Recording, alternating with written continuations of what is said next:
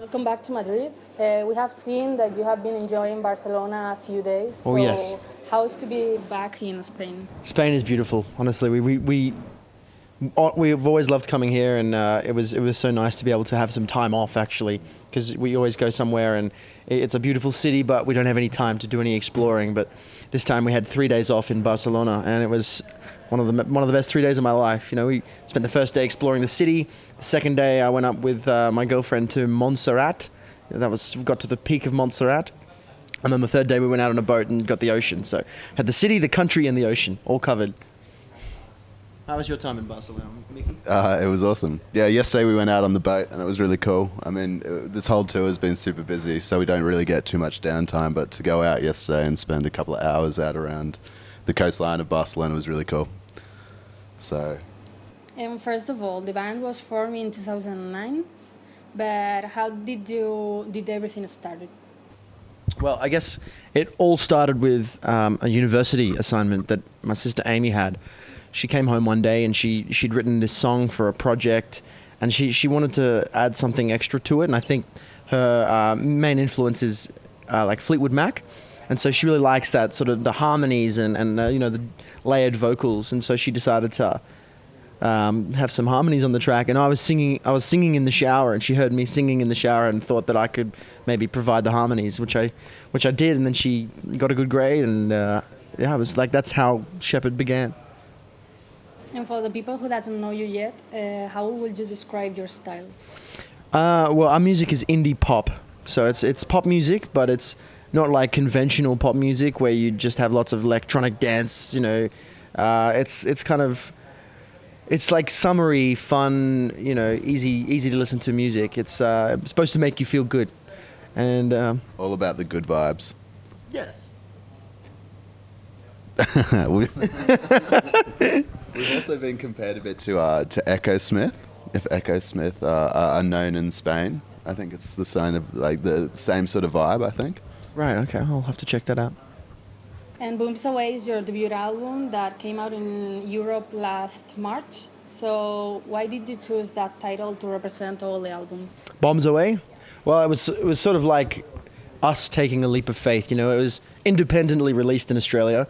So we kind of just did it all ourselves, and it's a very true, honest representation of who we were at the time. So it was kind of like releasing that to the world and sort of, like taking a leap of faith. Bombs away. We're just going to see what happens. And how do you remember the recording process?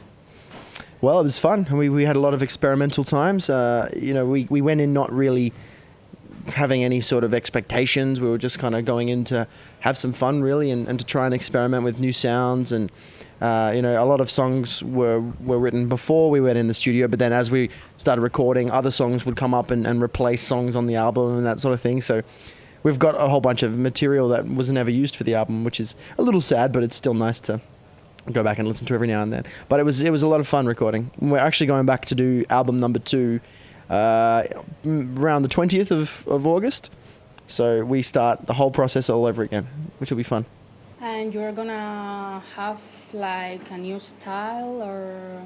Yeah, I guess. I mean, I'm not sort of putting my finger on any certain thing at the moment, but I know that Jay, Amy, and myself are very different people to who we were when we started writing the first album, and so I think that maturity, not only as people but as songwriters and performers, I think that'll filter through into a new unexplored territory.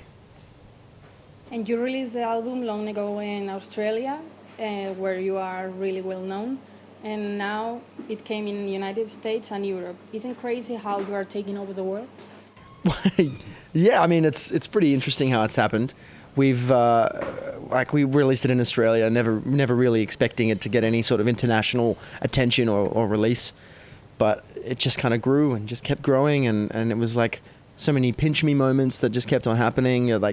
We got in touch with Scooter Braun, who wanted to put us onto the United States, and Jimmy Fallon, Ellen DeGeneres, all these amazing TV shows kept coming through, and it was like Italy started going platinum, and Germany and Spain, and it was just kind of like, what is happening? But we've kind of held on as tightly as we can while this crazy lion of a music career. Hi. Did you want to say something? I did. I think it's funny because, you know, we don't have much downtime. We've been on tour now for almost like, you know, with only a couple of weeks in between, almost about 2 years. So I think it's crazy. We haven't really had enough time to look back and sort of go, wow, like it's done so well everywhere. So, but it's crazy. Like to sort of have the impact that it has had is nuts. It's really cool. But I'm looking forward to seeing what the future has. And which song would you say is the most special in the album for you? For me, personally, it's a tough choice. It's kind of like which child is your favorite?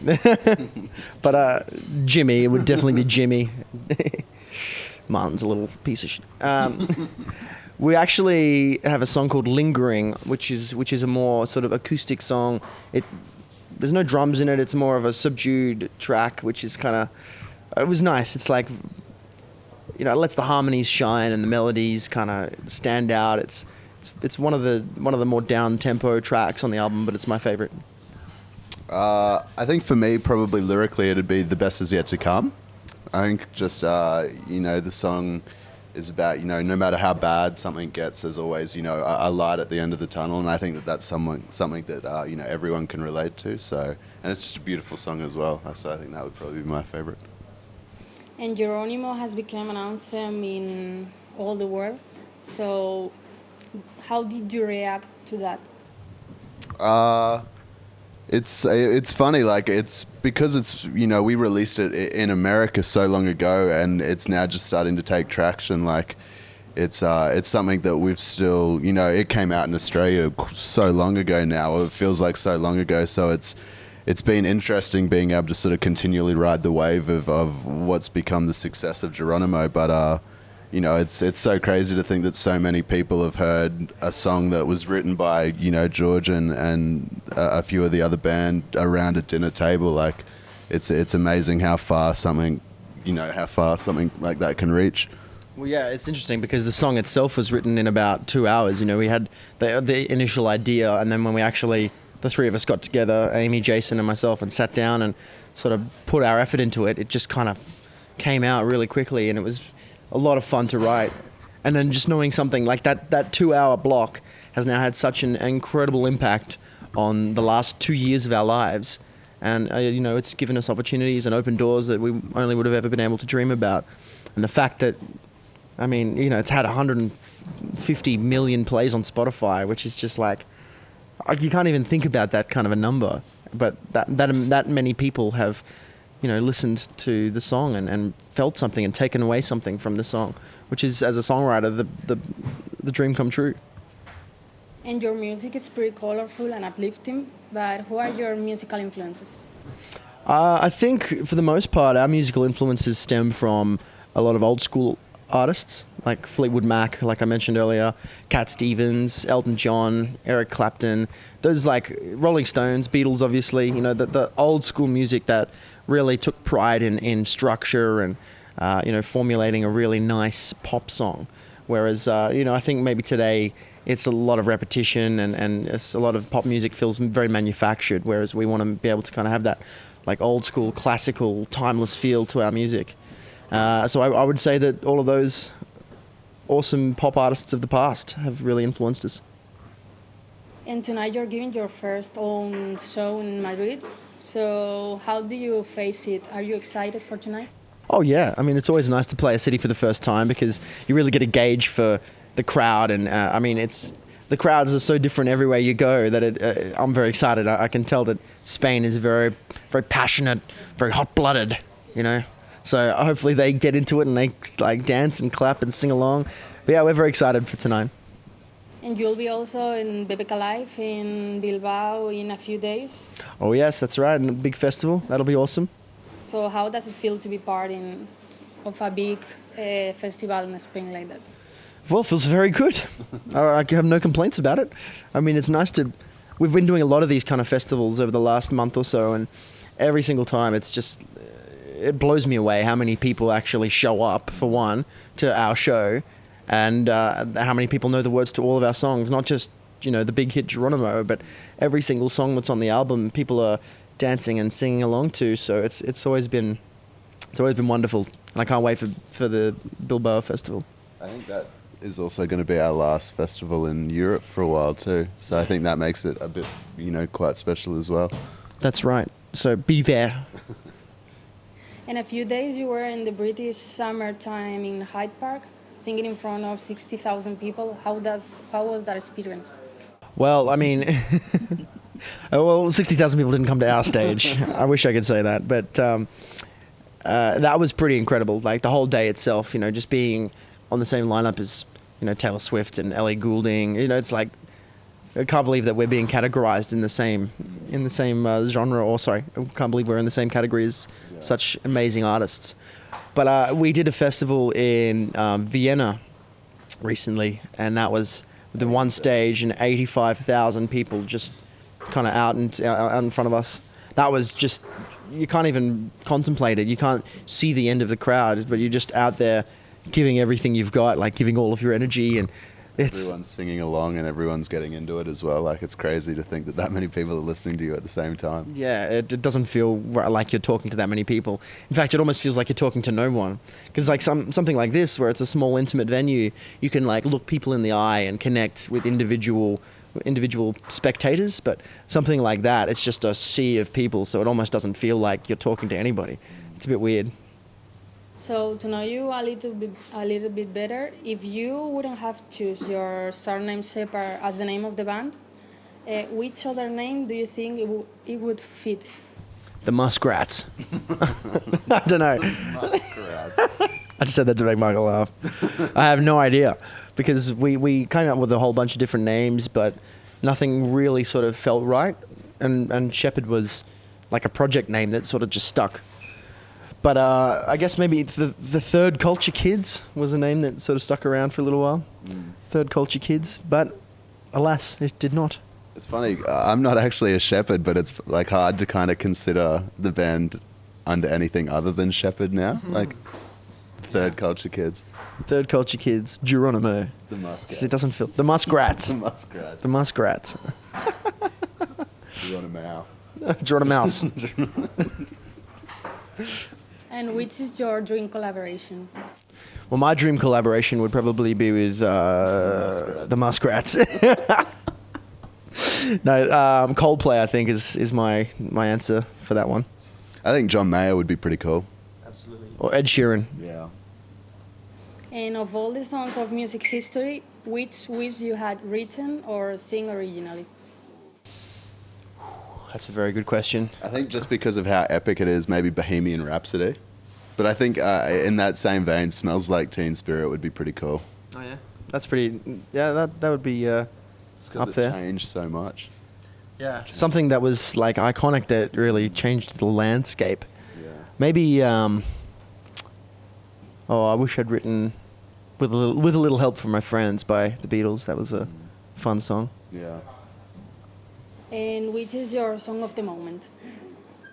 I'm listening to a band called Borns at the moment, and they've got a song called Electric Love, which is really kind of hit me hard, and I keep that on repeat.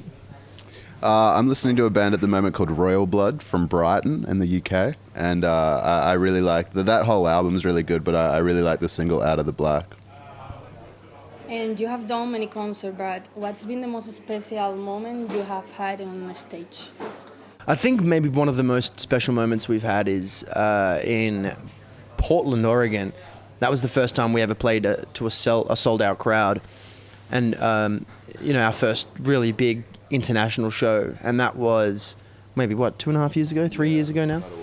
But that was the first time that the audience was singing our music back to us, because we have a song called Let Me Down Easy, and in the middle there's an a cappella chorus, and I held the microphone out to the crowd, and every single person in that room just sung the song back to me, and it was the most I almost fainted, like I was just in awe. The first time that had ever happened. Yeah, that's the first time that had ever happened, and like I was saying before, as a songwriter, that's a dream come true. So we were all just like blown away by that, and that's a memory that'll stick with us forever. And now that you have been touring almost all around the world with your debut album, which would be your next dream or challenge to accomplish? I think maybe next album we want to try and reach some of the like bigger festivals like Coachella and Glastonbury. Glastonbury. I think maybe starting to sell out bigger venues would be awesome, and we just really want to keep growing as musicians and as songwriters and keep on expanding the fan base as well. I think we've done quite well with Geronimo and with the first album in the States and all across Europe and almost everywhere now, but it'd be nice to kind of consolidate that and to continue growing that with a good second album. Killer second album. Yeah, just the hits. Greatest hits part 2. And which has been the biggest challenge you have faced since you started the band? I think the fact that touring is quite demanding. Not just physically demanding, but mentally it's like a workout every day.